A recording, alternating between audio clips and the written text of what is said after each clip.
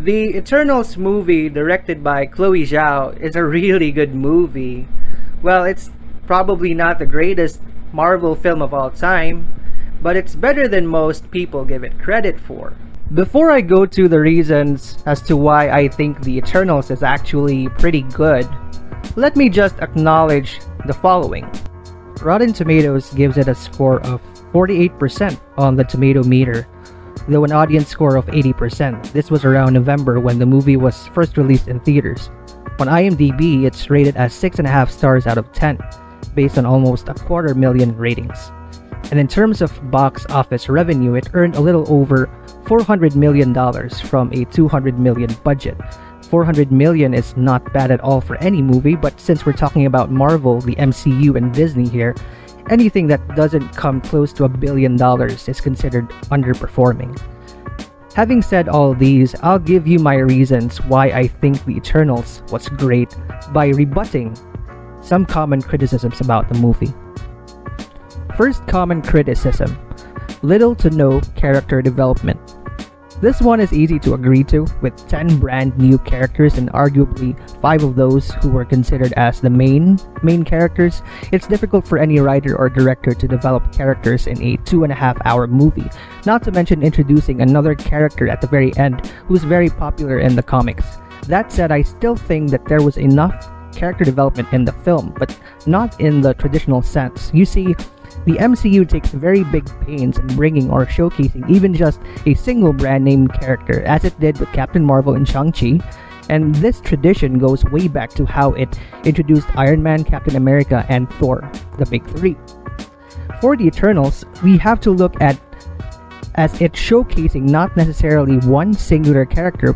It wasn't just about Cersei or Icarus, but this was about the collective. It was about introducing and developing the Eternals as a whole.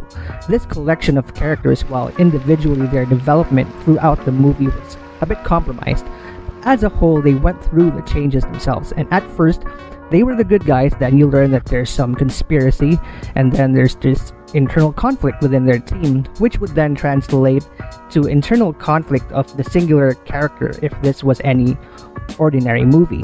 And of course, there's the resolution at the end, who the Eternals decide to be, and they have to deal with the consequences of their actions collectively. Second common criticism: too little action, kind of dragging. To this, again, I could easily agree.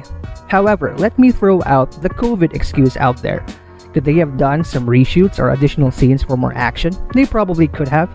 Maybe the pandemic affected their schedule, as it most likely did.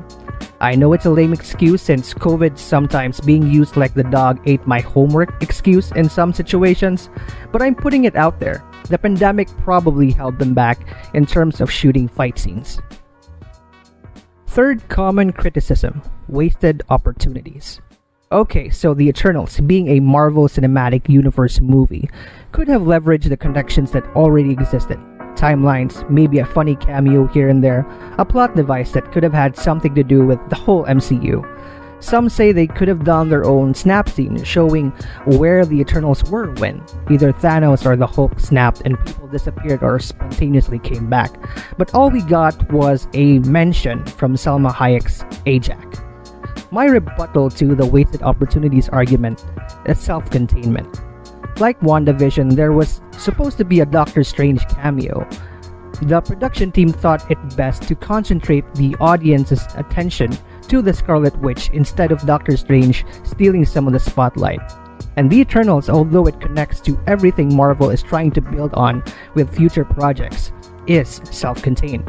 They wanted us to be interested in the Eternals, especially the compelling characters like Cersei, Sprite, Icarus, and then probably Harry Styles' Star Fox. And it was a star-studded cast, and Marvel probably expected us to already have some form of attachment to these people without really knowing their character yet. But then again, most people think character development really fell short on the movie. That's why it was a bit harder to connect with this movie than with others. Okay, so I'll end this vlog by saying that I felt The Eternals was more like a 2-hour plus trailer than a real movie, because it sets up so many things at the same time. It even endeavored to add 2 post-credit scenes. Rather than being a movie, maybe it's just one of the greatest 2-hour commercials of all time. But hey, that's just me and my unpopular opinion. I'll see you next time.